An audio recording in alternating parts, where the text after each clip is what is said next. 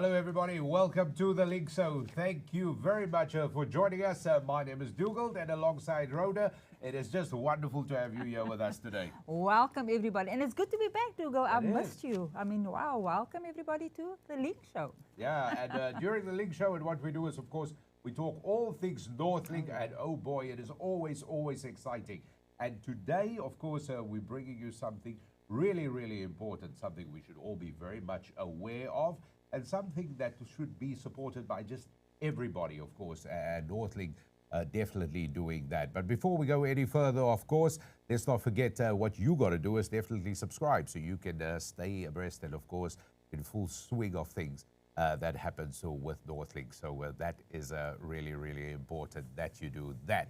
So what are we talking about today and what has been happening? But first, let's tell you where we are. We're at the Tygerberg campus, That's right, which is Dougal. brilliant. Yes, Encore Restaurant. So today was the official launch of gender-based violence / femicide today at the college.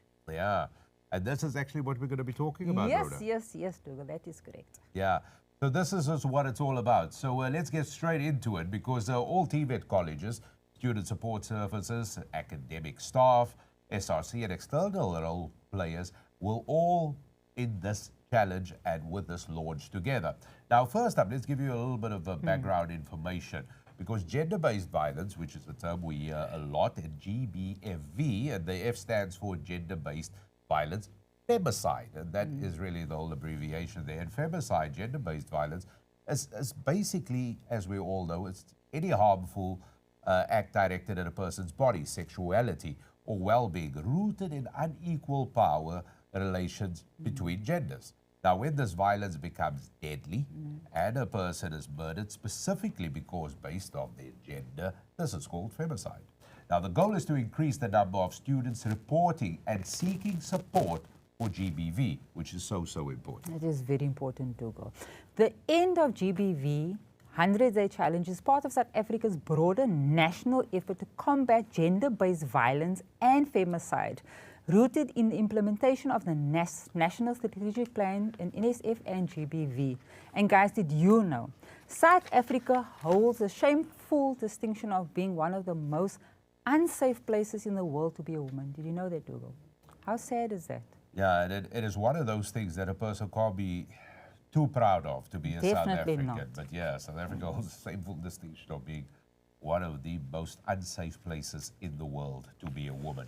And when we look at that sort of statement, that really sends chilling vibes down anybody's spine. It is really important to understand while this has been launched today. So we're going to get straight stuck into it to find out exactly all the details about it. What does this campaign mean? What is it all about? And that is what we're going to do.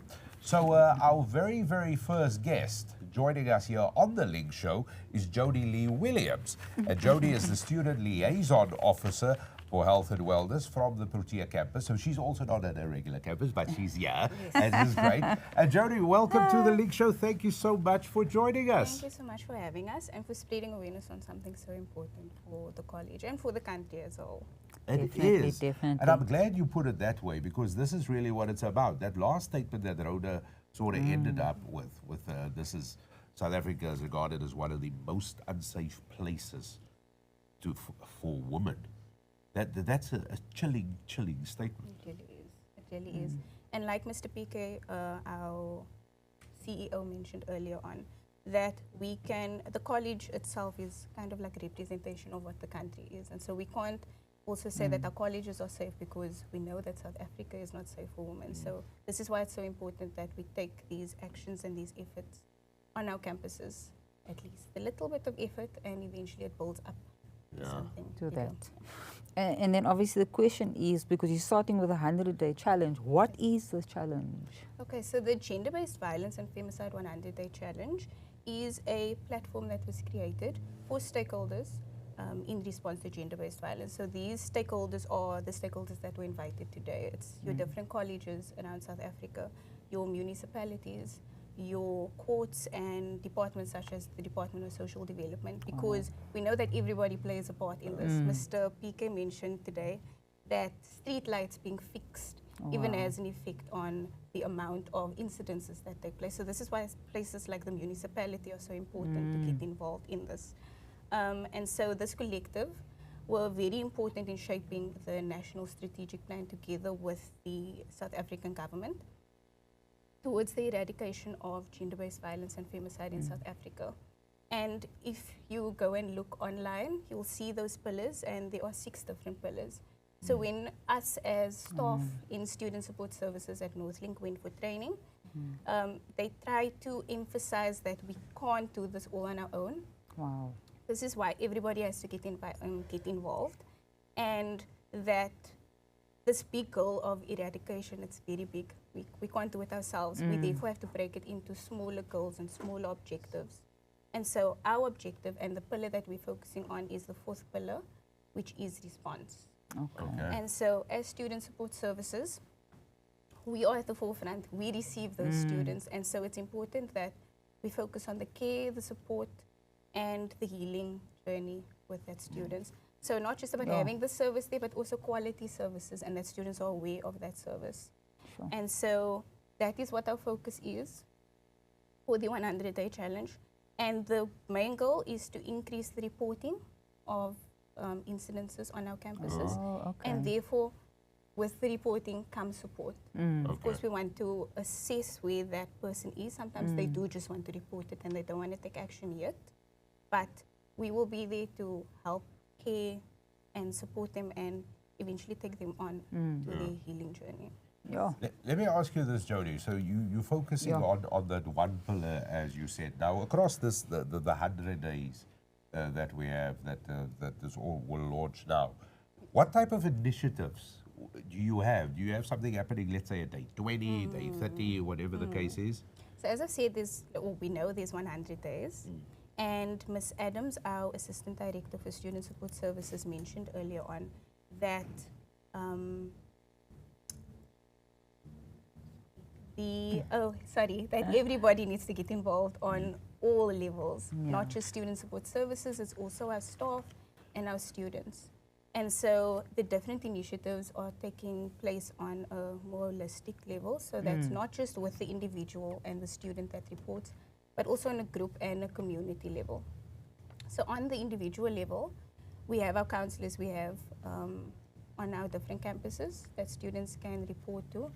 And some of this will happen in person, but a helpline will also be created where students can report incidences, yes. Okay? So that will be monitored by us throughout the 100 days, and everybody gets a different turn of our counselors to monitor that helpline. So we'll be working hands-on with that helpline.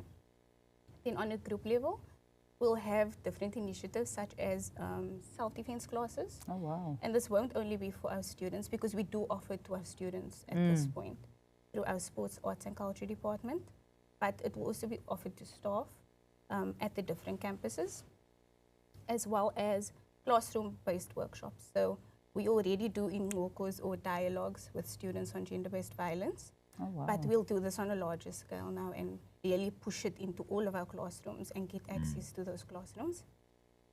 Then on a community level, we'll have Wear Black Wednesdays. So I see you wearing your black, thank you very much. Yes, we're wearing it, In we're wearing it. solidarity, yes. So we have t-shirts made for staff and for the stakeholders who were invited today, which we will wear on Wednesdays. And then we'll encourage our students as well.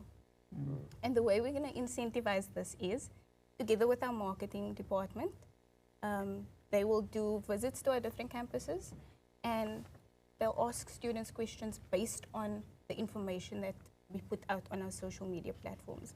So behind the scenes, the marketing team will be pushing out infographics or different resources that students can reach out to.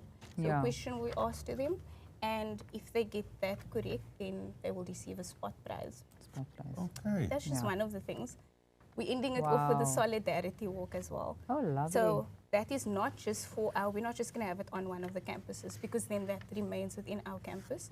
We'll go to a park that's a bit central, and then students and staff will be invited to come out and do a solidarity walk wearing black. Wearing black. Wow. And the shirts are really fantastic. So on Wednesdays, you say that everybody who will receive a shirt, that's what they would wear. in solidarity. Actually, what I want to do is I just want to turn to the camera. Yes. I don't know if Yes. they can sort of see that. If I do that, can you sort Yes, of you gauge can that? see it Yeah? perfectly. So that's what it looks Beautiful. like on the back. Sorry for turning my back, but there you are. I just wanted to show you what the shirt actually looks like on both sides. We're all dressed to match here. Yes, which is we're all brilliant. dressed to Which is brilliant. So you're going to have a busy 100 days. Yes. We have our stakeholders involved because we can't do this on our own. And another thing that we are going to do is that on the different campuses we'll be having donation boxes for staff and students. And these are stakeholders that work directly with victims or survivors of gender-based violence. So us as a college, we are then going to collect different items, whatever the need is of the organization. We can't also guess what that is. We have to inquire with them what is their need for their target audience or their clients. And then each campus will have a stakeholder they are collecting for, and then over the span of 2 weeks we'll have those collections and drop it off at the stakeholders or the organization or wherever they are based. Okay. So the That's another stakeholders thing. are basically obviously the organizations where they actually help these ladies with gender-based Yes, violence. so that would be places like Rape Crisis, Pride Shelter Trust, the Tutuzela Care Centers. There's a lot of organizations that we are wow. going to partner with. Oh, Yes. beautiful. Lovely. And those dialogues have obviously happened across various stakeholders. And as I suppose as we move from day 1 through to day 10, you know, the network grows in a way, does it not? Does it not? Well, Jody, all we can say is we just wish you all the my best. word, the Yes, best, thank you. definitely. All the best with it. I like what you said in the beginning. It's like, you know, it is a big problem. You just got to focus on smaller objectives, have smaller sort of goals, and that is very much achievable. And having people work together, that certainly gets us there a lot quicker. Yes. A lot quicker. Before we let you go, any final thoughts? No, I think the rest of the speakers will really touch on everything. Yeah. But I'm just happy to at least explain where this comes from, that this isn't just something that we're doing, and that it's 100 days, right? We're doing 100 days now, but this work has been happening in the past. But the thing that they really drove to us is that when you really put your minds together in a specific time frame, the results are better than to spread it over a long amount of time. So yes, this is just the beginning, and these things are going to continue, but this 100 days is really for us to focus in on gender-based violence and femicide. Oh, Yeah. thank you. We wish you all the best. Thank you so Definitely. much for Thank being you. with us on the Link Show. Thank you so much. So that was Jody Lee Williams, of course, joining us here on the Link Show. So there you have it in a nutshell. It all got underway. 100 days. 100 days. The campaign is in full swing, and of course that chilling statement we made in the beginning, which obviously indicates the fact that being a woman in South Africa is dangerous, and it is regarded as a very, very dangerous place, and that's what the stats are. So it is important for us to do something everywhere, and the government is doing their best. The TVET colleges have jumped I'm on just board. so happy. All the various stakeholders, and as you just heard Jody highlight some of the things that's happening and how big the network is with various stakeholders coming into the play as well, which Exactly. is super, super important. But we've got a lot of guests to talk to today, Rhoda. Yes, we do, Dougal. Yes, we do. And our guest sitting here on my left-hand side is Tahira Jardine. Welcome, welcome, welcome. And you are the facilitator and educator within the Training and Development Department of the Rape Crisis. Am I correct? Indeed, indeed. Thank you so much for having us and having me in the space. No, it is absolutely wonderful having you here. I wanted to ask you, and I want to start with this question. What inspired you to start working in this gender-based violence and survivor support space? You know, I never thought I'd see myself here, firstly. Oh, wow. But I do know that's where I'm supposed to be. I grew up in Menenberg. And while my space, my background was a very protective one, I saw the kids around me and in my spaces and the adults in my spaces. And I saw the impact of domestic violence, gender-based violence, and how that bled through to the younger generations. And when I got the opportunity to kind of work in these spaces, I knew that it was something that I wanted to do because I saw the impact of it and the after effects. I grew up seeing children reenacting their parents' behavior because this is what they saw over the weekend or this is what they saw their parents do. And I just realized how that behavior has been normalized. So for me to get the opportunity to say, this is not normal. We can change it. We can do something, is what really led me to the space. Yeah. Oh, wow. Yeah. Wow. Wow. And then obviously, and I'm just thinking of your work now. I mean, there's obviously so much you're having to deal with yourself, obviously, with all these Absolutely. students. And what keeps you going? Because, I mean, to work with this is quite emotionally. Absolutely. The emotional toil is something that that comes with the job. But what really keeps me going is the aftermath, when you get that email or that WhatsApp, I'm doing good. You've helped me. I got an email once from a student that was in a domestic violence situation. Wow. And she said, I got a bursary, I'm in a new space. I am doing so good for myself. I have gotten a merit award, and my heart just bloomed because they are the ones who did this. I was merely a guide, but that is what keeps me going. Wow. Oh, beautiful. So there's also great stories, but like you said, it is most of the time it's not a great story, but we all hope it's got a fantastic ending. Of course. What if you had to take a step back and you look at young people? What in your mind? What do you wish more young people understood about the impact of gender-based violence and just in general on our community? That it doesn't just impact one person. What do you mean? It doesn't just impact them, and it's not just happening to them. Everyone around them is being impacted. If we look at how gender-based violence is, or how it plays out, right? A person would be a survivor of gender-based violence, but now they tell their friend, and their friend feels a certain type of way, or their friend is not someone who's necessarily trusted. Say their friend is someone who spreads rumors.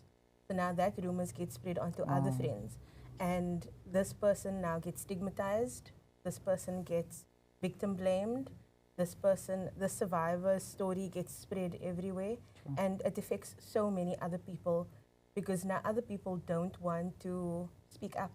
They don't want to share what has happened to them.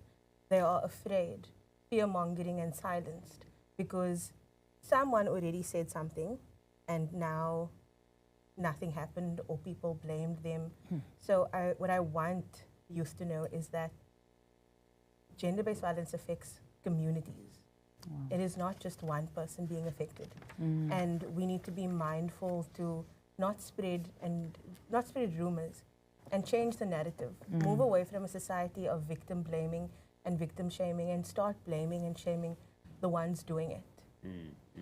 And it sort of touches on what you mentioned earlier, where you said where kids will almost reenact what they would see their parents do on the weekend. Absolutely, absolutely. It plays into that.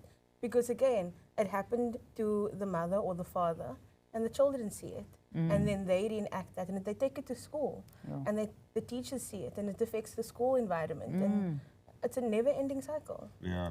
And sometimes it is not that it is like, sometimes we don't need hard evidence of something. We just need a subliminal thing. Like, it's just there. You can't really see it, but it's just there.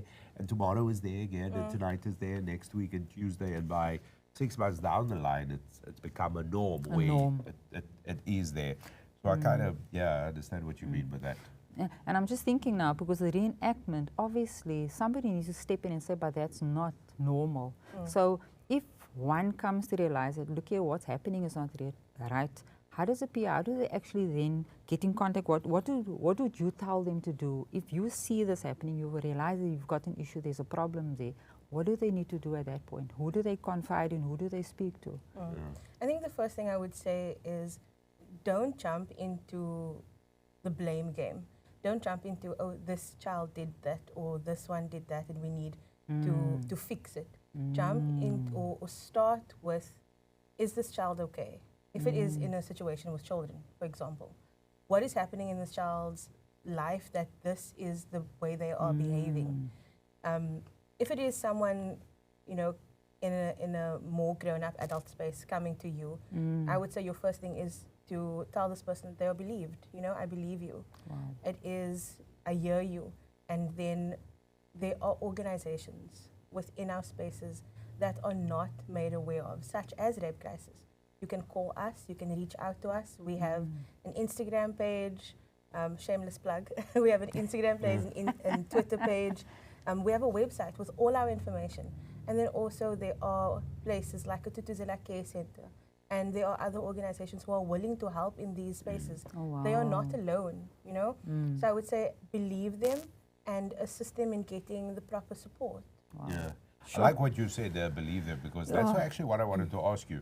I wanted to ask you, what does somebody do if, you know, your friend comes to you and say, listen, I've experienced some form of GBV. Do you know what I mean? What do I do? Is it advisable for friends then? Because, you know, nobody wants to be a little tattletale, you know? Of course, no one wants to be a tattletale, but also sometimes friends are the only people others have to confide in. You know, you're the only person that I feel safe in order to tell this. So again, I would say believe them, show them a safe space, make that space open, but don't go and ask questions about who did it or why did they do it or what did you do about it, because those questions are harmful. Those questions leads to a cycle where the survivor might feel that you are judging them or you are blaming them. So rather have the space, listen, and don't ask leading questions. And once they have told you everything, then you can ask them, what do you want to do about it? Wow. Not, this is what we can do about it. How can I help you? Because often survivors will tell you what they need. They don't need us to tell them what they need. They will tell us what they need and how we can support them. And obviously, if I'm the one telling you and I don't know myself what to do, what would you, as if you were my friend now, what would you then do in that case? If I'm telling you, I don't know what to do about it. I would then say, go and seek support. Again, look up. I mean, we're in an age of technology. Exactly. Where you can go onto Google and search organizations. There's Rape Crisis Cape Town Trust, there's the Tears Foundation, there's Mosaic, there's Sarki Batman, and also now Northlink as well. In this capacity, you have support services on campus. They reach out to those support services and they can refer you and they can, you know, support you. Yeah. Oh, crazy. Thank you for answering it like that, because I feel a lot better, and I like the way you said, like, you know, avoid the sort of leading questions and reaffirm that you believe the person. And I think that is got to be one of the things that is a takeaway from this conversation that we've got to be mindful of. But how does GBV, how does it manifest? How does it show up in places like this, like a campus? It shows up quietly. It doesn't show up loudly. It shows up in the image of pursuing. So it's not necessarily I'm pursuing you genuinely, it's I'm pursuing you with intent. It shows up in forms of sexual harassment, in forms of digital harassment on WhatsApp, on social media. In one of the talks we had earlier, one of the speakers said that students are forced or are in a space where they need to sell their bodies for certain things, either if it's food or if it is marks, or that's how it shows up. It shows up in desperation. It shows up in spaces where, you know, students are forced to feel a type of way because I need X, Y, and Z, so I'm going to just be okay with taking this behavior because I have no other choice. Yeah. And that's how it shows up silently. It's not in your face all the time. Sure. And often it shows up because when people don't know. So often students, what I've seen is that students don't know they're being sexually harassed or they are facing GBV because it's normalized. It's that cat whistle or the cat calling, the wolf whistle, the oh my word, your body looks X, Y, and Z, which is sexualization. Yeah. It is not you are beautiful today or that shirt looks good on you and you look handsome. It's not innocent like that. It is sexualizing, and because society has normalized this form of behavior, this is how it shows up. And there's a bit of an intent behind it. Definitely. Yeah, I get what you're saying. I've long been of the opinion that, you know, males and men and boys, we should be part of this and not sort of observe this from the outside only, and, you know, be you should be part of the solution here. At least talk amongst ourselves as, you know, as the male gender. Talk about this, like, you know, highlight it, call out your chums and your buddies when these sort of things happen. But let me ask you this. What should men, instead of just observing and standing quietly with hands in the pocket on the one side? Yeah, you were on the right track. Start the conversation, start the difficult conversations. Start the conversations about why we behave this way. What is it that makes us feel that we need to continue the pursuit of someone after they said no? Why do we feel that a rape joke is hilarious and appropriate? Why do we feel that, that guy, he's just like that? Why is that an okay excuse?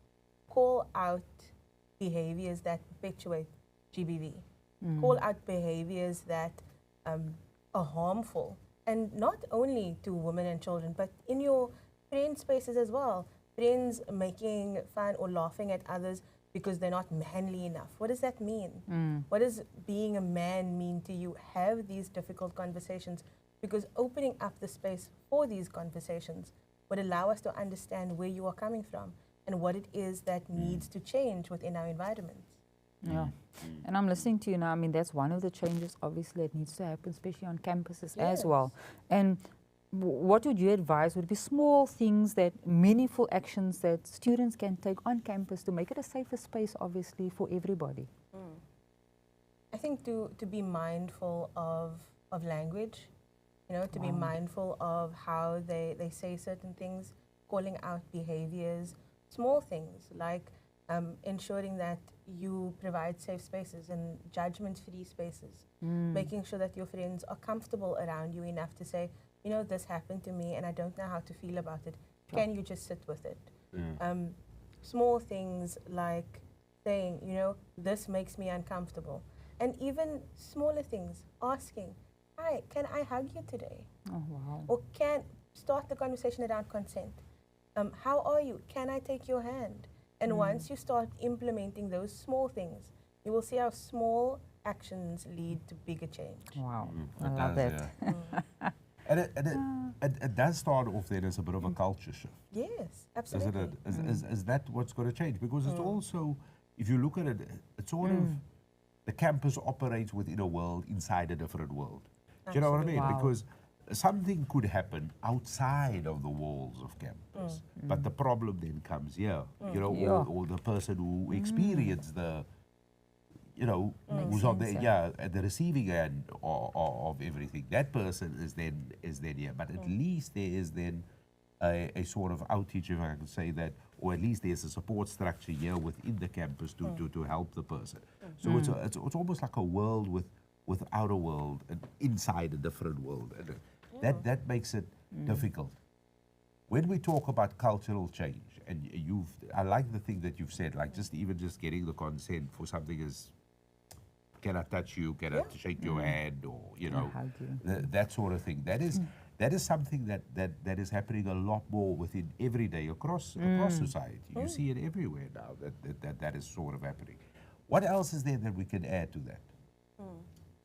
I think the most important thing is the mindfulness of not getting offended when someone says, no, you can't hug me. Because while it's okay to have those questions, you know, in an ideal world, you want to say, oh, can I hug you? Yes, hug me. Like, not everyone's huggers. To understand that there's a backside to that as well. To understand that not everyone's going to want to touch you. That not everyone's going to say yes to you asking for consent, and to not take offense to that. To be mindful that, okay, you are not a hugger. It has nothing to do with me, but it has to do with you being uncomfortable. Nowadays, we have a lot of people with neurodivergence issues, or people with mental health concerns, that they don't like being touched. They don't like being in confined spaces. So no, I don't want you to hug me, but it has nothing to do with you. So just to be kind of mindful that you are creating the change, and not everyone's going to be open to the change that you created, but it's okay to continue. Yeah, crazy. I gotta ask you. Yeah, sorry. I was gonna ask. Sorry, Dougal. You know what? On this topic is something the two of us always, you know, always have conversations around this topic, and still say up until today, why do we still have these issues today? I mean, thinking that we're so far ahead, supposed to be so far ahead. So, my question was really like, if it's obviously students watching this right now and they want to get involved and they want to be part of this social justice, they want to assist and work with this, what do they need to do? How do they go about it? Yeah, I would say definitely start off wherever you can. Find yourself in spaces like Northlink community. Ask what are they doing on campus, what programs, what campaigns, how can I get involved? Reach out to organizations. Rape Crisis has a voluntary program. Join the voluntary programs. If you can and if you have the time and you have the capacity, join these programs. See where you can fit yourself in, because you can be part of the change. Oh, so true. We're all going to be part of the change. Sure. That is super important, and it's all got to start small. We don't have to do just to what Jody Lee was saying earlier as well. Just small little changes. Small little That's changes. how it happens. It's a repost on Instagram. It's a repost on Twitter. It's an awareness raising status. That's how we start. Yeah. Crazy. It always does that way, doesn't it? But yeah. Before we let you go, any final thoughts? I think my final thoughts would be to know that there's community. There is community. You don't have to fight this alone. You don't have to face this alone. Northlink has created a community. It might seem as if the outside organizations are quiet, but they are there. Know that your voice is important and that you will be heard if you reach out. That's my final. Yeah. There was just one little funny one. Sorry, Dugo. I needed to end off for this one. Sure, with a But light-hearted one. Very light-hearted one, yes. If you had to describe your work, Yes. yeah, a style as a movie or a TV character, who would it be? Gosh. So if it is my work, Yeah. the work that I do would definitely be something in the Marvel universe. Something is always happening and So true. there's always craziness. If it's to describe myself in this space, I would say Christina Yang, Grey's Anatomy, because while she is extremely resilient, there are also parts of me that's highly sarcastic at points at times. So I would say that. Oh, wow. Thank you so much. Dora Jardine, thank you so much for coming on to the late shows. Thank you for your insights. Thank you for so having much. me. Absolutely Yeah. brilliant. So that was Tora Jardine, everybody, facilitator, educator within the Training and Development Department Wow, of Rape wow. Crisis. But like she said, of course, which is really brilliant, it is something fantastic where there is help. There is help. There And is help, everybody just definitely. needs to be supportive, and you just got to ask the questions.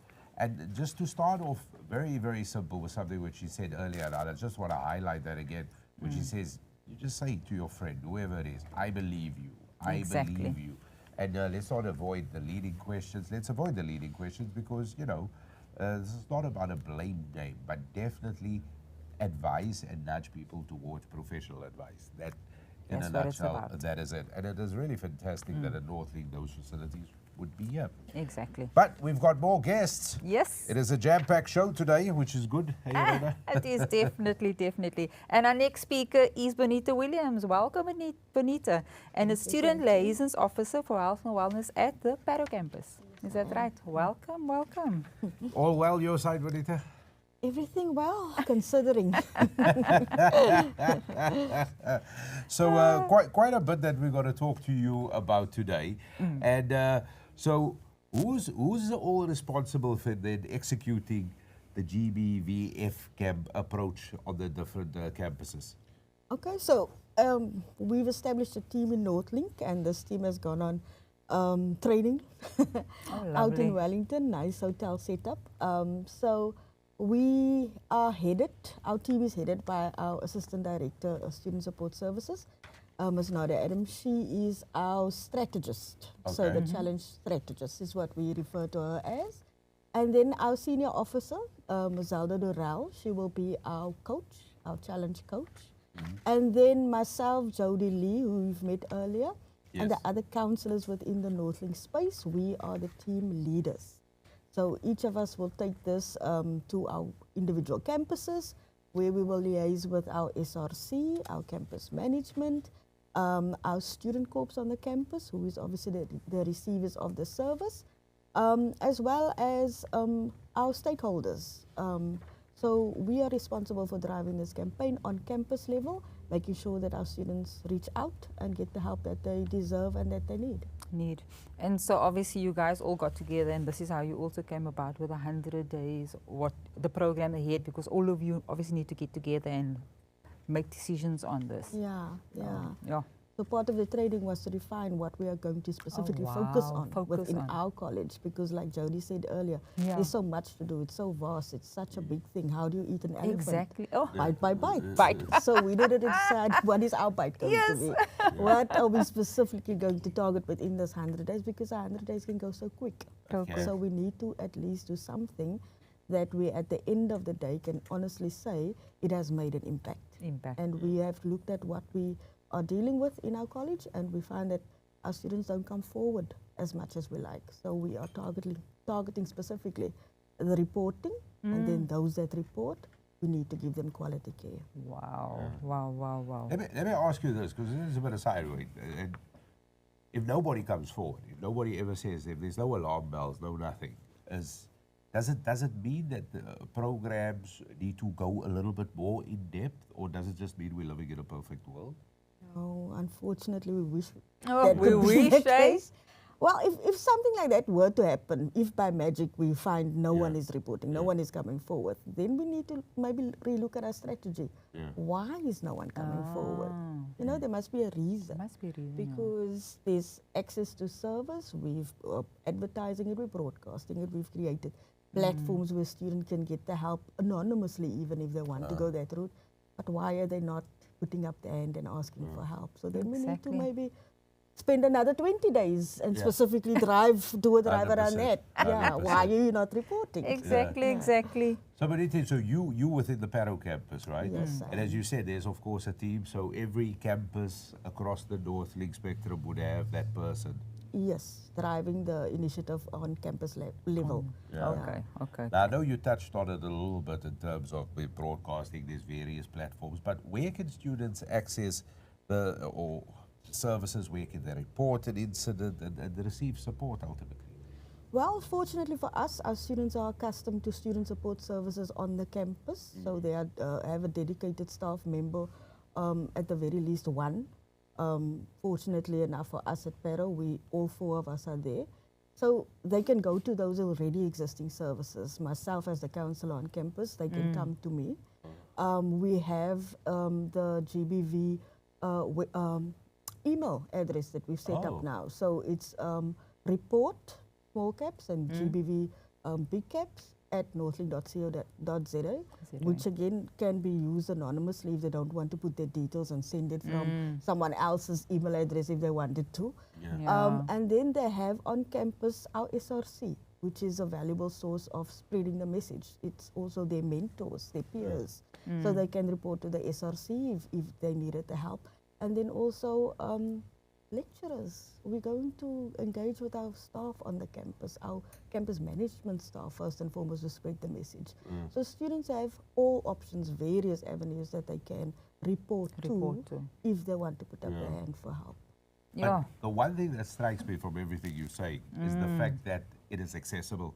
Yes. That you don't have to, jump through hoops and do many different things in order to get support to sort of reach out or report anything, that it is freely accessible. And the one thing I must say, which is really fabulous, and it's really part of the ethos of Northlink College in a way, is where things are, it's accessible. There's support, there's help.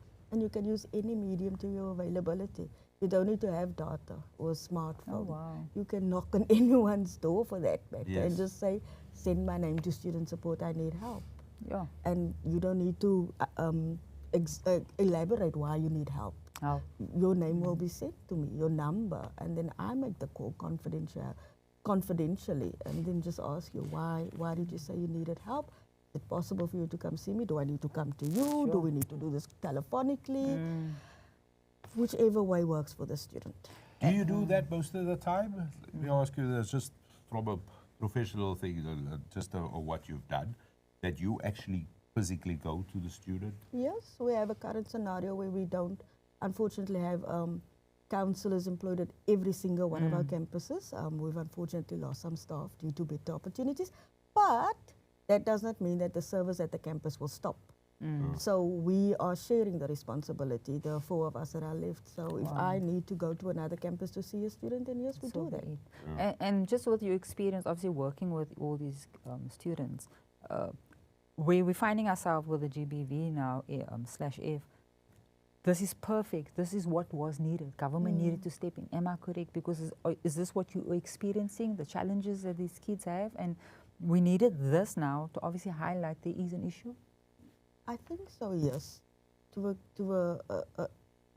greater degree, because I mean we are fortunate, South Africa. We are unlucky the fact that a woman, needs to suffer the scourge of GBV, but we are also lucky or fortunate in the sense that we do have a government that supports us where this is concerned, and it does not matter if it's only driven from top down. We need this kind of response at bottom level, on street level, and way better to start in the college, because this is where they spend their whole day, basically. Wow.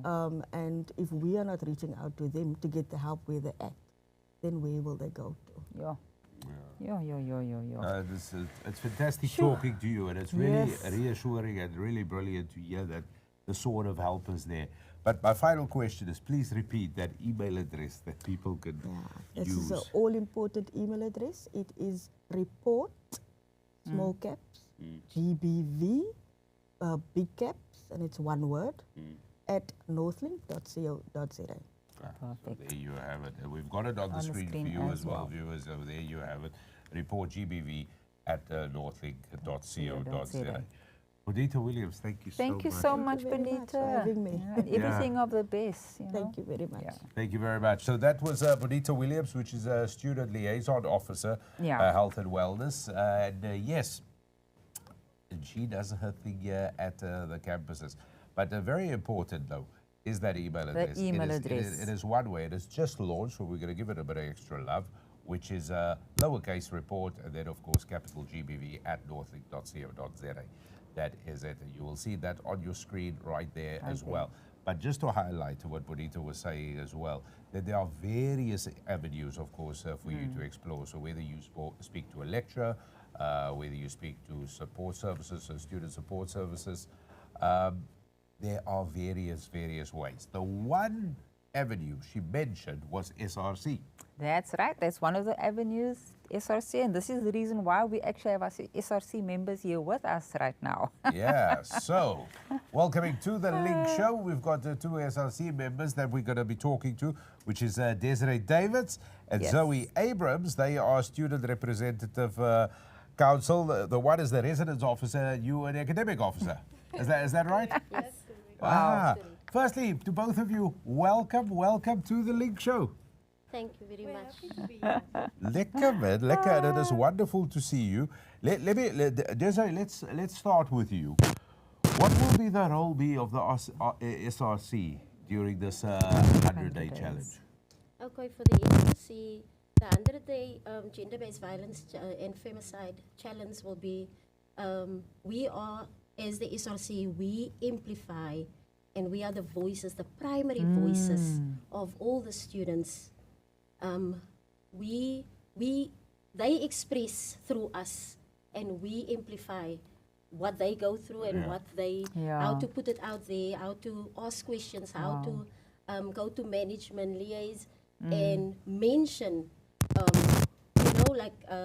think the one lady said, being afraid to speak out. Being afraid to speak up about what they went through. So the SRC is there. We must make life so comfortable for them on college level, where they have the access to resources, to services, quality.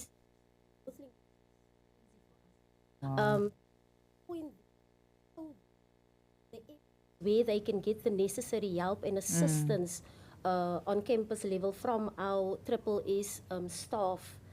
The SRC, it's not about policies. Yes, we can demand policies, strong policies against gender-based violence, but it's not just about that. It's about creating a safe space for our students where they are comfortable enough to speak out, to ask the right questions, and to say that, listen, this is what I'm going through, and I need the necessary help that is needed. Yeah. Oh, that's a lot said. Zoe, to you. So, as a SRC, how will you, as a SRC, encourage your fellow students to seek help or report incidents of GBV? Okay, so to answer that question, as the SRC, we will have personal one-on-one interactions with our students to emphasize the importance of speaking out. We will promote empathy and understanding. We will ensure that there is confidentiality and discretion. Also, the whole goal of our GBVF 100-day challenge is to increase the number of students that are reporting and that are seeking support. Wow. So I feel it is our obligation as SRC to ensure that our students know their rights. And remember that silence in the midst of the offense is equal to the offense. Yeah. Let me ask you Wow, this. wow. Because Yes. obviously you would have had conversations with fellow students. I mean, you know, students who talk amongst themselves. But what would be the most prevalent type of GBV occurring among students? I would say sexual abuse. Because, you know, our female students are being approached by men asking, let me bless you. So now, because they don't understand the true definition of a blessing, they do not see that it's a form of abuse. So by definition, a blessing is a gift. And once you receive a gift, it is not expected of you to give anything in return. So now, what we're also not understanding is that there's a trend of power and control. And because of this, consent is not just a yes or no, it is an ongoing conversation. So now, when we look at the research, it shows that 1 out of 3 female students in the tertiary institution sector is being sexually abused daily. Wow. Oh, wow. Yeah. 1 out of 3. And it saddens me, and I don't know how to stress this more, but there are later consequences because you might not be the only one that he is blessing. So now we sit with a situation where our female students have a sexually transmitted disease that might lead to HIV and AIDS. So that's the harsh truth about this. Yeah. Yeah, this is... Those are big numbers when you say 1 out of 10. Say 1 out Yeah. of 3. Wow. I'm just crazy. processing that quickly. Yeah, So, yeah. yeah. And Desiree, basically at this point, the message of hope, what message of hope can you give your student communities out there that actually have experienced GBV violence? What hope or what message have you got out there to them? I want to let our students know that they are not alone. Oh, wow. What they went through, the experience they went through, it is being seen. The pain that they went through, it is being acknowledged. And they should know that we, as the rest of the student body, we are behind them fully. We support them. We want to uplift and let their voice be heard for what they went through. Where you are is not where you wanted to be. You did not choose. You did not volunteer. You did not put up your hand to become a victim. But you are a survivor now. And use that. You were born for greatness, and greatness awaits you. Wow. Perfectly said, Desiree. I was going to say now, Desiree. Yeah. Wow, what a way to end the show. Or you It still is. want to continue? I mean, Desiree, you hit that nail on the head. You made me so emotional there. Yeah, Wow. There's hope when there's people like you. Oh, yes. Definitely. There's like both of you. Wow. There's people like you. There's a lot of hope. We all live in hope, don't we? Yes. But I want to ask you this from a personal perspective. We started off the show by saying it is a very difficult place for women in South Africa because of the reputation, the stats. When it comes to GBV, this is the worst place to be. As women, when you wake up in the morning, how fearful are you? You are very. Yes. When you go to bed at night, you are exceptionally grateful you made it Yes, through yes. the day. Yes. The work that you are doing right now paves the way for many others. Not just women, but for men who need to be aware of actions and to have the conversations going. So this curve can sort of just go quietly the night. Yeah. So we never speak about this. So Sure. thank you.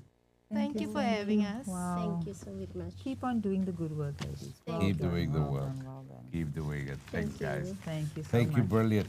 So yes, absolutely fantastic with all of the guests here on the Link Show, which is what we've had today. And yes, it is underway. It The is 100 day 100 challenge. Yes, for gender-based violence, femicide, that is officially kicked off. And of course, Northlink introducing many support structures. There's a That's designated email. We know there's many support services as well. That's And right. the SRC really takes an active role in that.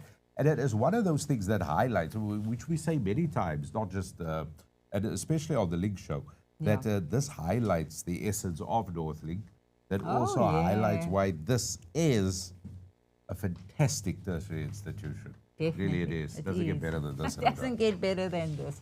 So you know what? If you still hesitate and you don't know which way to go, Northlink is the choice of education, the choice of college. Enroll yourself. Students, we know there's a lot of graduates or students now at the moment looking at where must I go, what must I study. Northlink is definitely the best. I mean, look at what we're doing right now and the initiative they've taken to make changes, because we all know GBV is a problem, Dougal. This is something the two of us are always talking about, and something needed to be done. And they've taken the initiative to do the 100 days and say, this is what we're going to do. All of our campuses get together. Let's make it happen at the end of the day. Definitely. And this is the most important. And so many services, of course, for you to access. And emergency contacts, we got those on the screen for you as well. So you can definitely check those out. And also, if you are a student of Northlink, of course, the student support services, they are there as well to offer the assistance. And also, which is really fantastic, the services that is there. So make sure you familiarize yourself with those service outlines. And remember that email that was launched, which was reportgbv@northlink.co.za. That's As right. easy as that. For any information you have regarding Northlink College, simply visit the website, which is www.northlink.co.za, should you wish to contact Northlink. And of course, you can also call on 021 970 9000. There it is. It is. Yes. So as easy as that. So those are the details, of course. For you, Rhoda, this was a fascinating conversation. It was sad, but a conversation that needed to happen, Dougal. And it's exactly like you said as well. You know what? Men need to talk about this. And this is why it had to happen. We need to talk about gender-based violence. It is an issue. And the fact that South Africa, woman has to be scared to actually walk out there. And I mean, just listening to our SRC as well, having to wake up the morning and having to see the day.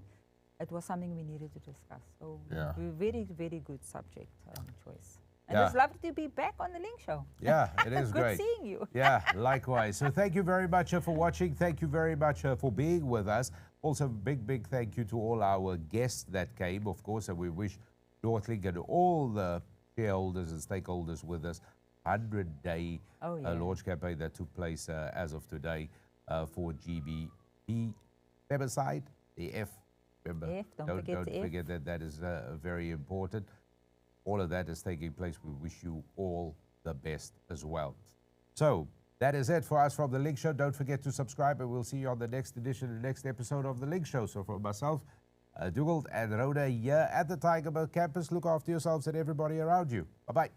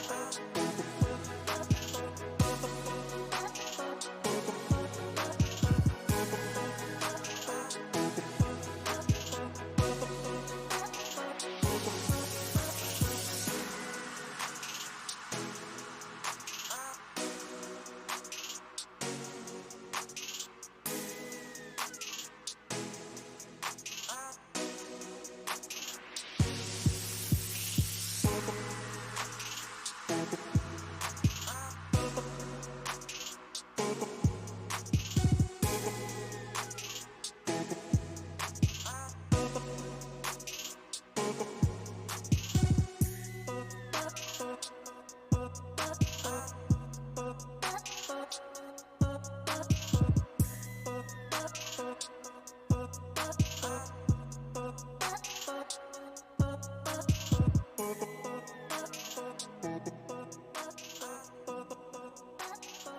you.